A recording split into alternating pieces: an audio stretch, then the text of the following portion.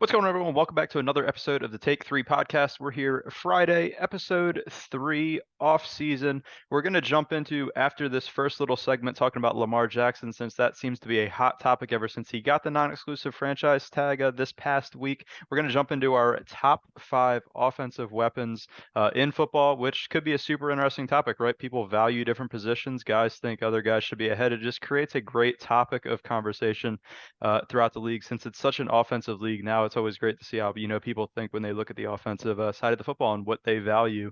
But let's start it off, man. Lamar Jackson. There's a lot of talk going on. Obviously, you saw the list of teams that said they're out. It had to be the Falcons, the Panthers, the who else was said they're out? I forget. A bunch of teams. Miami. Miami. Yeah, Miami just picked up Tua's fifth-year option, so they're definitely out. They're not joking around. Seems like the Jets are all in on Aaron Rodgers. They sent out their brass to California yesterday. So a lot of teams right off the rip said we're out on Lamar Jackson. What do you make of it, man? Everybody jumps to this is collusion, this is collusion, this is collusion. What do you think? I mean, I'll get my thoughts after you, but I want to hear what you think on this entire subject and what you think about the entire Lamar thing before we move on to our top 5 list. I think when you look at it from an outside perspective and you see the billionaires who, run in, it's a very small circle of people and they run in the same areas. They do business together outside the NFL. They purchase things in the same areas because, like, when you have that much wealth, like, you're going to like the same people basically for certain things. So they're like all in the same community. And I think from the outside perspective, and you see teams coming out and openly saying publicly that they're not going to pursue them, which is uncommon. You don't see usually when players are getting pursued, you don't see teams actively say they're not pursuing them.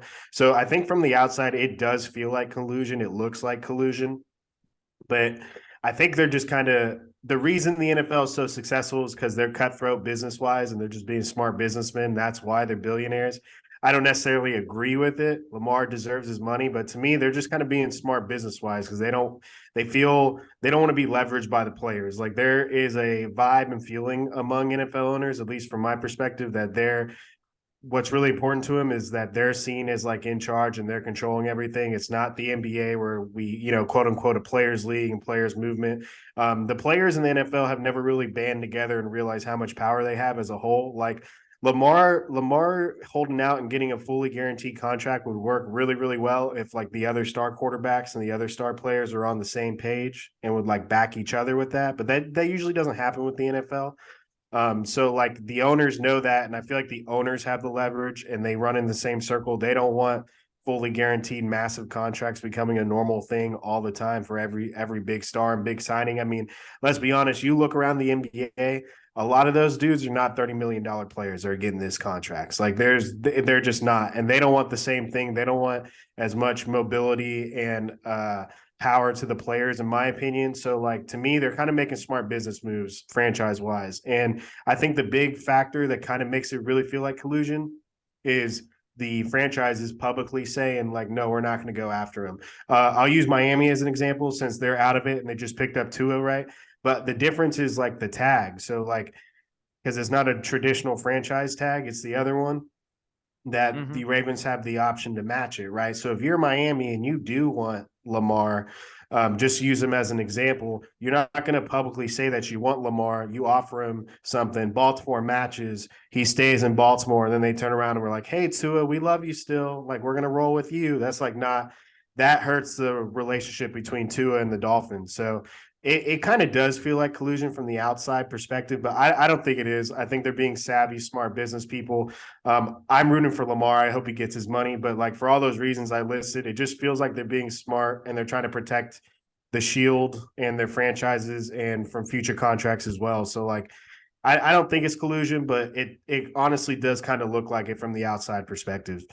Yeah, that's the first thing I heard was this, that, not paying him what he's worth and this and that. So I'll start off why teams are not jumping to throw out offers and basically do the Ravens' job, right? The Ravens whiffed the past couple of years negotiating with Lamar Jackson or attempting to negotiate with Lamar Jackson. So these teams that go out and they can go put their money in the hat, right, and say, hey, we're going to go get Lamar Jackson. The Ravens have 5 days to match, right? So the Ravens are going to hold your money up for 4 days. You're going to miss out on every other free agent, and then they're just going to match it, right? So then you're beat. You just missed free agency. You just missed Lamar Jackson. And then for what you just said when you ended, good. You got to come back and say, hey, Tua, we were just playing around. We want to keep you. We're going to pick up the 5th-year option. It's all good. That's going to piss Tua off. That's going to really stunt any other guy. When you look at the Falcons, I don't know if they trust Desmond Ridder. Who knows if anybody even knows really what Desmond Ridder is? He only got a handful of games. But I mean, to whiff on Lamar like that, which I guarantee that's how it would go. They would tie up the money and then match anyway because they're not going to let that guy roll out of the building like that for only 2 firsts, right? So then that happens, and then it's Lamar. Yeah, I look at it as why I tweeted it literally on our account the other day. I think a couple days ago is why should every team have to do these guaranteed deals because one organization messed it up big time, and that's the Cleveland Browns who gave Deshaun Watson that much money fully guaranteed, which is as so far a mistake. All the off-field stuff was a disaster, but why should every other team have to negotiate like that, right? The smart organizations, they don't do that. When you look at it, that's why the Cleveland Browns did it. They have a guy, Jimmy Haslam. He's a joke, right? Kids are named Jimmy. His name is James. I heard Mark Slayer say that on Colin Cowherd's show. That was hilarious. He literally went around the guy's name. But yeah, dumb organizations do that. They back themselves in, they push all their chips in, and they give these guys. The smart ones aren't going to do that. The Ravens have always been a smart organization.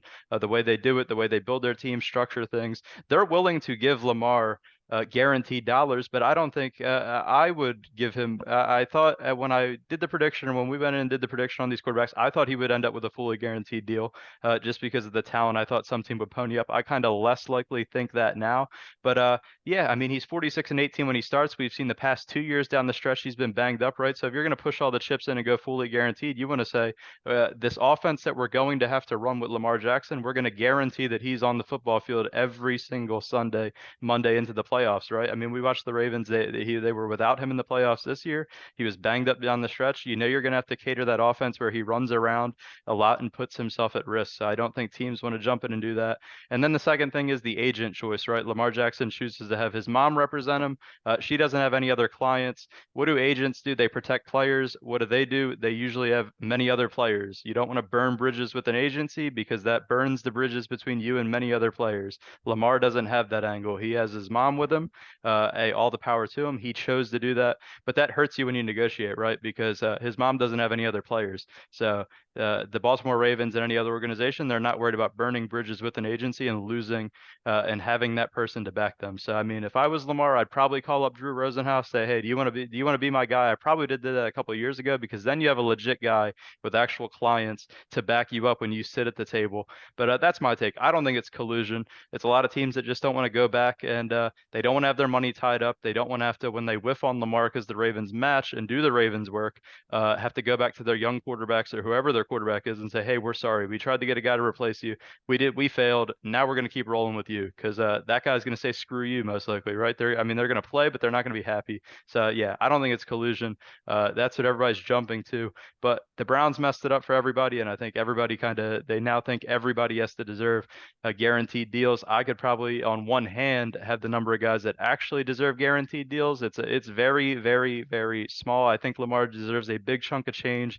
But I mean, I've been listening for the past week to many other podcasts, and they make great points to why I wouldn't give him a fully guaranteed deal, although he does want it. I think Lamar was on the short list of should get it fully guaranteed, but the details and like the length of it, right? Like I think he's pushing for a 4 or 5 year contract, and like I wouldn't be comfortable with fully guaranteed based off the injury history the last 2 years. Now, caveat is I fully believe he would have played in that wild card game if he had guaranteed money last year, right? I think he suits up, he goes out there, gives it to you, but like maybe a guaranteed deal that's closer to 3 years, right? 50 million, then you're kind of gambling on yourself as well. To me, that feels a little more realistic than the 4 or 5. But you kind of nailed it, right? Like Cleveland is a poverty franchise that felt desperate, right? And they wanted to make a big move now. And they're facing Joe Burrow. And if Lamar Jackson stays Lamar and Pittsburgh always somehow wins 8 games, right? Tough division. They just want to go. Like Cleveland just feels desperate, like they finally have a real chance. So they just, gave an absolutely ridiculous contract to Deshaun Watson, which kind of skews everything. But you nailed it with the agency thing as well, because like it takes away Lamar's leverage, right? Lamar doesn't have a lot of leverage. That's part of the issue.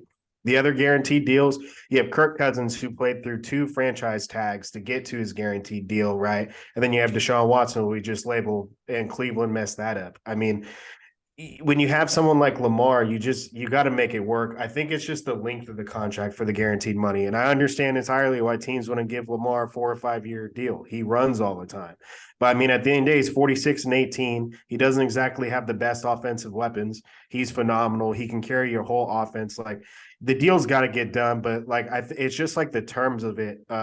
I think even at a 5 year deal, he could still get over 130 million guaranteed, but like he wants it fully guaranteed. And on a different note, I do feel like the contract should be fully guaranteed. This is such a brutal sport. They should pay for the health care. They should do these things because the money's made off their backs. But those are all shoulda, coulda, wouldas, right? That's not how you build your actual business. That's not how they became billionaires. That's not how it actually runs and how it works, right? That's like if everything's perfect, this is what those guys deserve, in my opinion. But that doesn't mean that's what's going to happen business wise. So, like, I don't think it's collusion. And I think for if we just to see an actual deal get done, it's about the length of the contract, not necessarily the guaranteed dollars amount. Because yes, for Lamar, it's the guaranteed dollars, but for the teams, they're not willing to do 4 or 5 years. I think they'd be more open if it was a 3 year contract. Yeah, I think Kirk was like 3 years, 97 something when he first signed. Yeah, I mean, you're looking at, I think he could exceed Kyler Murray. Kyler Murray got 189 and a half. I could use 200, right? I'd say 200, bang, you're good. The deal would be what, 250? Like, we're not going to give you it all. We'll give you a fat chunk. Like, there's money out there to be made. It just depends. Yeah, it's decisions for him. The offense that you have to run is always going to put him at risk of getting hurt. Yeah, he's one hell of a starter, right? MVP season, 46 and 18. But as I said, down the stretch, there has been times where he's been banged up, and that offense, that offense, you're gonna have to run with him. You're gonna have to utilize those legs. So it's always a dangerous game. But yeah, I think that just knocks out the collusion thing. People are jumping to paying the players what they're worth. In a perfect world, as you said, yeah, they would all get what they're worth. But businesses are not ran like that. Billionaires don't stay billionaires doing things like that. So he'll eventually get his.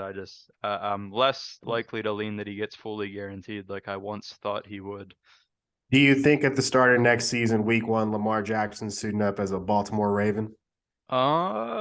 Yeah, I do. I think so. I think they'll find. I mean, I don't think he's gonna sit out. Like, I don't see. He very well could. I just don't see that happening. Like, I don't know. Saw one guy do that, Le'Veon Bell, right? And like, saw how that worked out. He eventually got paid, but I don't think Lamar will do that. I think they'll eventually find some type of common ground and squash the deal. They'll meet in the middle somewhere. He's not getting a fully guaranteed. I have to go back on my prediction from like 2 podcasts ago where I said he's getting a fully guaranteed. I think I said like the Falcons. Like, nah, he'll get a good chunk. He'll beat Kyler Murray, but I don't. Yeah, I think he's a Raven. Like, this is like negotiations. This is prime like chess match type stuff. I really felt like he wasn't going to be a Raven before this tag, and I'm starting to think he's going to be a Raven. And honestly, I wouldn't be surprised if he ends up just showing up and playing 1 year on that franchise tag again, because like Lamar totally seems like the guy that just loves football, will play for his teammates and everything, even though that's not the best business decision. I mean, he said it last year. Once they got going, he said, "I don't want to hear any more contract talks. Like the season started, we're here, we're playing." So I mean, Lamar just seems like that kind of dude that's going to show up and play anyway. And the Baltimore Ravens know that, right? So they're going to use that against him. Yeah, and what if they get a few weapons this offseason, right? Free agency's coming up, get a few weapons, draft a guy, like entice him. I mean, the tag's fully guaranteed still. Like that's guaranteed money right there. It's not like it's not guaranteed. So yeah, we'll see how it plays out, but it's always good talk. That was like the prime thing I kept hearing all week. Like dudes freaking out about the collusion. Like when 31 teams don't want to pay a guy what he's worth. I'm like, that is not the definition of collusion. Like you had to tell me that 31 people got on a phone call and all said, yeah, screw that guy. We're not paying him. Like, don't even negotiate with him. You go out, tell Schefter, I'm gonna go tell Rappaport. Like, you tell Kleiman, like, this is what we're doing. Like, that's collusion. Not just because you don't want to give a guy a guaranteed deal. That's not the definition of collusion. Yeah, rookies thinking that. Head back to the dictionary. But let's jump into the real meat of this thing, man. The top five offensive weapons in the NFL. There's a lot of great offensive players. They're all out there. I mean, you get the likes of Justin Jefferson, Jonathan Taylor's, Jamar Chase, Tyreek Hill. I could have put like 50 guys on this graphic and just had a page full of images. Obviously, can't do that. Travis Kelce, Christian McCaffrey. There's a number of guys, and I'm super excited about this just because it creates debate, right? There's always a good debate. Before we jump in, man, how are you feeling about this? How do you feel about your five when you were kind of compiling it? I said before this, four guys I were pretty set in stone deserved at least for me to be up on here. The fifth one for me was kind of hard to nail down. Yeah, it's hard to pick five. Like the league is so talented. There's so many offensive weapons. I'm looking at them. It's like, okay, I feel good about my five. I like my five, but some of them just feel mix and match, and like you're just forced to leave fantastic players off the list. It's tough to narrow it down to five. That's the best part about this, dude, is like, yeah, it builds that up and somebody will pop along and say, how'd you leave this guy out? How'd you even come to this conclusion? What are you doing? What are you thinking? This and that. And that's the best part about a list like this. I think that's what excites me most. But without further ado, I'll break down my guys will be on the screen and I'll kind of explain my picks. And then we'll also have Alex go through at the same time right afterwards, going over his. We just kind of wanted to keep that suspense. I didn't want to know the five guys that he went with before we kind of hit the record button and brought this thing together. But without further ado, number five for me, Jamar Chase. He's only been in the league 2 years, but he's kind of made his stamp, right? Rookie year, he played the full year, 81 catches, 130 targets, guy had 1,455 yards and 13 touchdowns. Obviously, we know where the Bengals went. They went to the Super Bowl. He was a stud straight out. We knew he was going to be a beast. Teamed up with Joe Burrow, and they really built that Bengals offense. Obviously, T. Higgins helps that a lot, but he's been a stud. And then this year, man, only 12 games, missed some time with the hip and the shoulder thing, but he still caught 87 balls, which is more than last year. And he had 1,000 yards. Obviously, when you play less games, the yards are going to dip for 9 touchdowns. But same thing, dude. He can do everything. He can run every route. He's just a stud, man. The guy does everything. Kind of him and Joe Burrow combined really revolutionized that Bengals offense. And he's a true threat. He's a hell of a guy to try to guard every Sunday. We've seen him do spectacular things through 2 years. And I expect another big year out of Jamar Chase going into 2023. So how about you? Who's number five for you? I love it. Good, great pick. Number five, the only tight end to make my list. I'm going with Travis Kelce for the Kansas City Chiefs.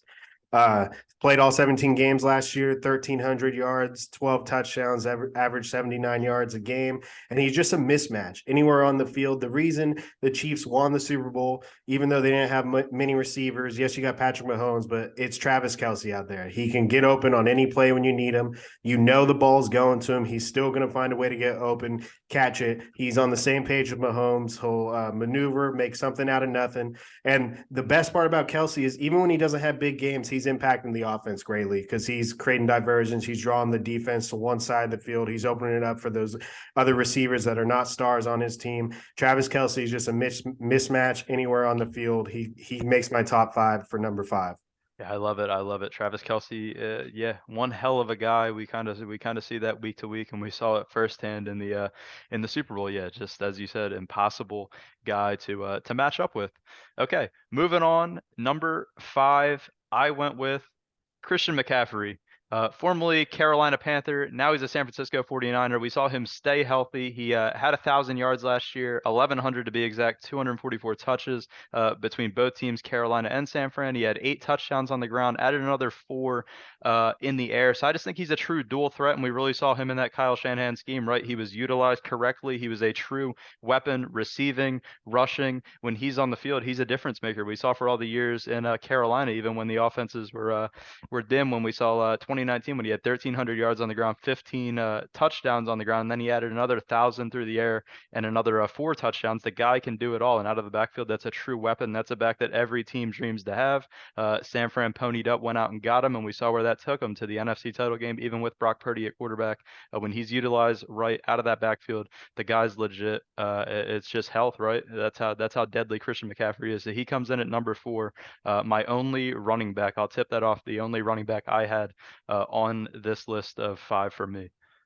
Love Christian McCaffrey. Number 4 for me is going to be Travis Kelce's old teammate, Tyreek Hill, playing his first season as a Miami Dolphin. He played all 17 games, 1,800 yards, 9 touchdowns, 105.6 yards per game. And it's just the fact that Tyreek Hill is so damn explosive. He can blow up any play of the game. He can go for 200 yards in a single half. The difference he made for Tua, granted it was a new coaching staff as well, but Tua went from 2,600 yards to 3,500 yards, 16 and 10 touchdown interceptions to 25 and 8, and that includes missing some games and some injuries. I think Tyreek Hill proved that he can change an offense going because there was a little bit of doubt because he played with Andy Reid, Travis Kelce, Patrick Mahomes. But to go into the Miami Dolphins and make an instant massive impact on the offense like he did, Tyreek Hill is just a game changer, can blow up the game at any time. He's my number 4. Facts. That's hilarious, and it's a perfect segue into number three, which for me is Tyreek Hill. For all the points you said, man. I mean, we saw it with doing with Mahomes. Then everybody said, "What is he going to look like when he gets away from Mahomes? When he gets away from Andy Reid? Right? Is he going to be the same guy? Is he going to be able to put up these numbers?" And the guy put up better numbers than ever. Literally had a career year with those 119 catches, 1,700 yards, and 7 touchdowns. Ridiculous. He showed he can do it in any scheme. Made Tua look like a viable quarterback. And there's just so many things you can do with him, right? You can hit him with screen passes. You can send him straight down the field. If you send him across the middle, he's too fast for guys to keep up with him across the field. He's just a true do-it-all guy, and that's why I have him at number three, right? I mean, I talked with other people and didn't even have him on in the top five, and I was like, for me, he's there, right? The past 3 years, literally, I mean, he's a 1,000-yard guy. What is that? Yeah, 5 years out of his career so far. He's just a legit weapon. He can do everything, and he's unguardable if you try to. You can't one-on-one him down the field, and just everything he brings to the table and everything. This year with the Dolphins really like cemented it for me. When you go look at the numbers and just everything he brought to the table for that team, you'd think guys get paid and they just give up. No, Tyreek got paid and he did it even better. So I'm excited to see year two. Hopefully Tua can stay healthy down there in Miami because I think I mean he could really push 2,000 yards, which is scary to say if he stays healthy and Tua stays out there, like he could really push for it. I love it. My number three pick, I'm going to stay with the wide receivers, and I'm going to go with the Las Vegas Raider, Devontae Adams, 1,500 yards, 89 yards a game. And that was not his best season to date. He had a couple seasons previously that were even better. He added 14 touchdowns to the board this year as well. But Devontae Adams is just also a mismatch anywhere he goes. The Raiders were kind of dysfunctional last year, and he still put up 1,500 yards and 14 touchdowns. He's just an absolute monster. We've seen him dominate full games, halves. You just know what Devontae Adams can do. He can take over at any moment. And once again, there was moments for the Raiders last season where they were pretty bad as a team, and Devontae Adams still went out there, balled out. He's just absolutely unbelievable. If you listen to most quarterbacks talk, and if you listen to any podcasts around the league that get these defensive backs and they ask them about the top receivers, almost unanimously they say Adams is number one. That's speaking a lot from your peers. And Devontae Adams is just such an offensive threat. I think he's going to have another special year next year. It's just pretty incredible what he does because physically, as great as Tyreek Hill is, and he can stretch the field, just he can't do what Devontae Adams does in the red zone physically. He's just a big body. He just gets it done. I absolutely love Devontae Adams as number three.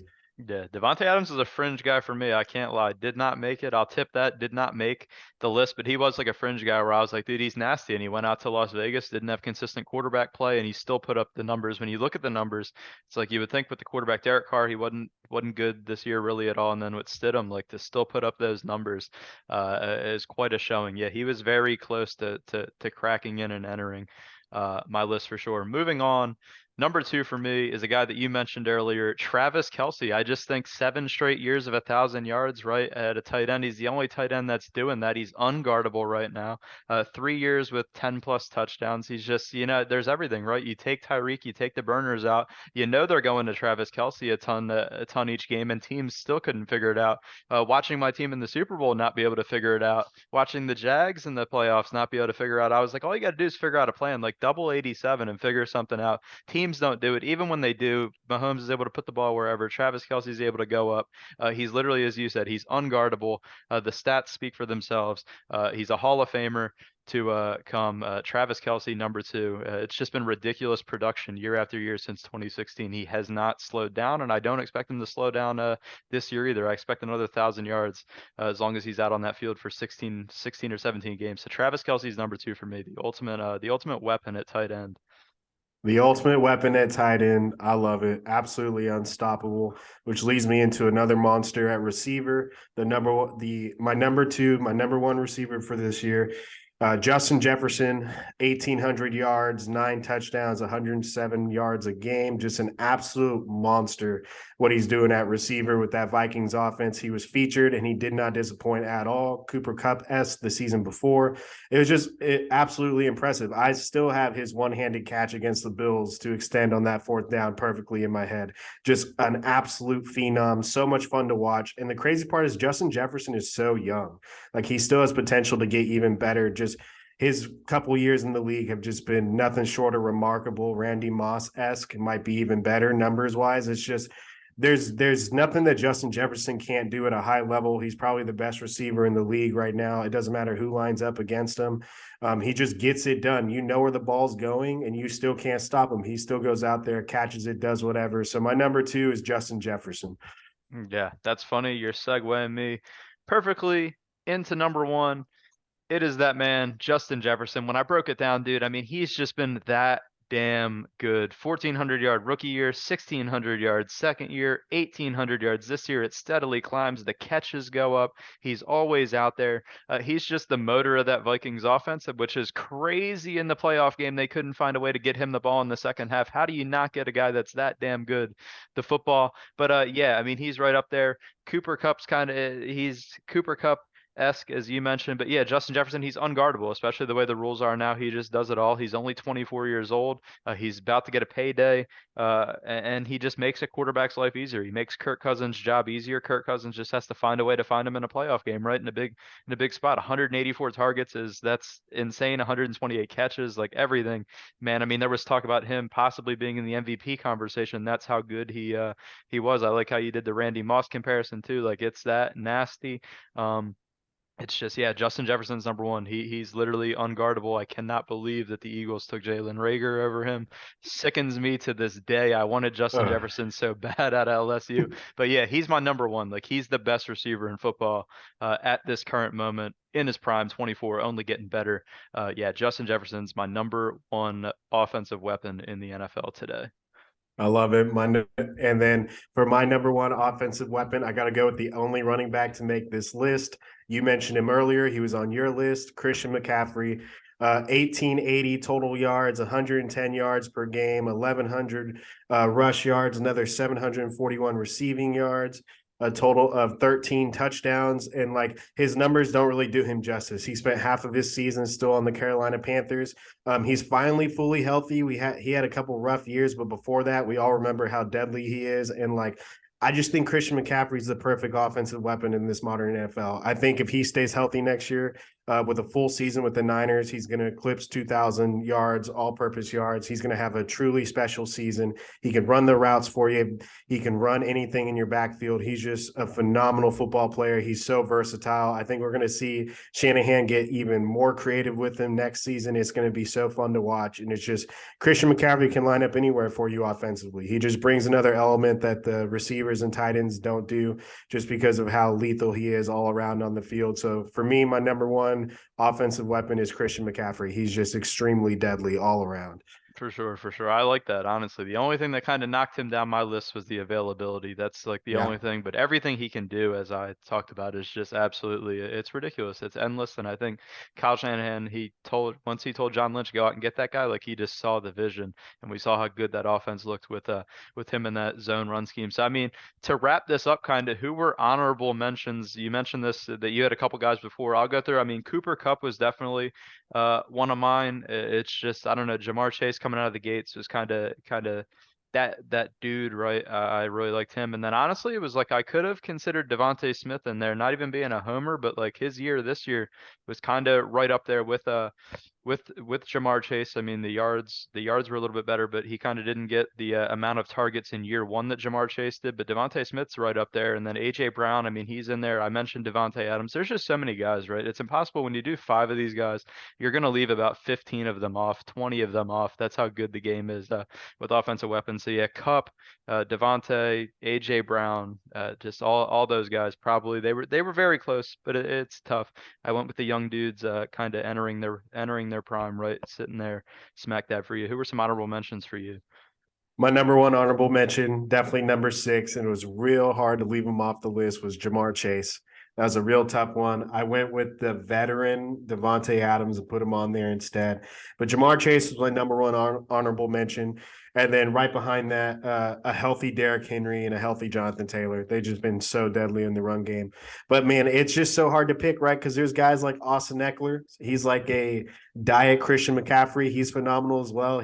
We haven't mentioned him, and there's just the list goes on and on. You got Stephon Diggs in Buffalo. He's phenomenal. So there's just so many guys. But my number 1 honorable mention for sure is the young bull Jamar Chase. Him and Justin Jefferson are going to dominate the league for quite a while.